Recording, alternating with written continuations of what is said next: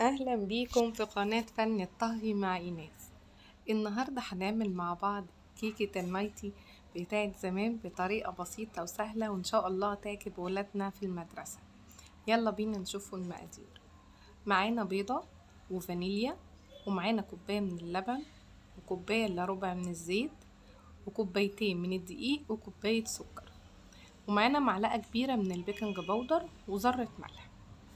هاخد البيضة هضربها كده بالمضرب اليدوي، يعني الكيكة دي مش محتاجة مضرب كهربا خالص.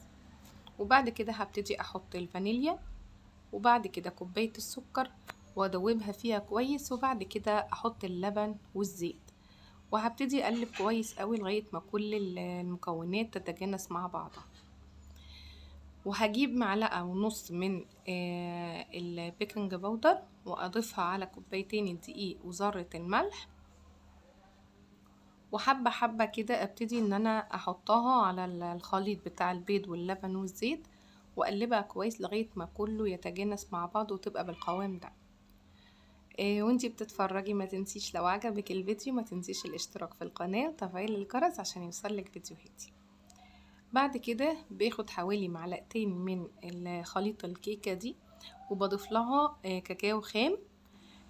ولما طبعا بحط عليها الكاكاو ده القوام بتاعها بيبقى تقيل، فبخففها شوية بحبة مية لحد ما اوصل للقوام المناسب بتاع الكيكة.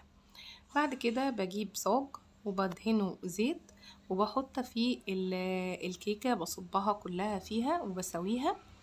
وبعد كده ببتدي ان انا اجيب اي حاجة عندك، ممكن تعملي قرطاس كده بورق الزبدة، وتحطي فيه معلقتين الكيكة اللي هي بالشوكولاتة، علشان احنا عايزين نعمل تعريج على الكيكة من بره.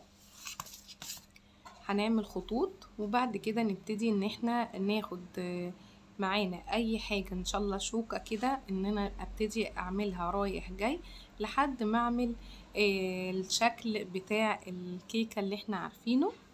وبكون مشغلة الفرن من غير الشواية طبعا، بحطها هي مش بتغيب على النار، هي مجرد ممكن تلت ساعة وتلاقيها ان هي استوت. بعد كده بطلعها تبرد وبقطعها على 3، وبعد كده بكون محضره لها المربى. شوفي انتي تحبي مربى ايه، بس انا عملتها بمربى مشمش عشان تبقى زي النايتي اللي احنا بنشتروها لولادنا من بره، تبقى نفس الطعم طبعا.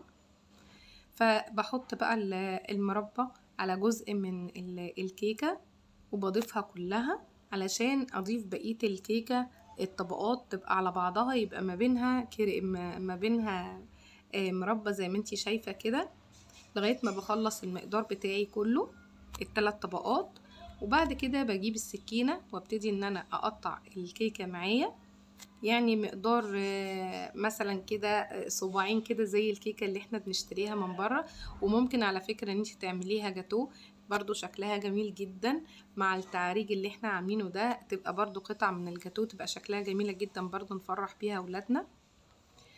وبعد ما قطعتها كده زي ما انتوا شايفين الكيكة بتاعتنا هشة وجميلة زي اللي احنا بنشتروها من بره، وشايفة الطبقات وشايفة المربى فيها زي النايتي اللي احنا بنشتروها من بره. وده بيكون شكل الكيكة معانا بعد ما خلصت. ويا رب الفيديو يعجبك، ولو عجبك الفيديو ما تنسيش الاشتراك في القناة وتفعيل الجرس عشان يوصلك فيديوهاتي، وان شاء الله اقابلكم في فيديوهات تانية.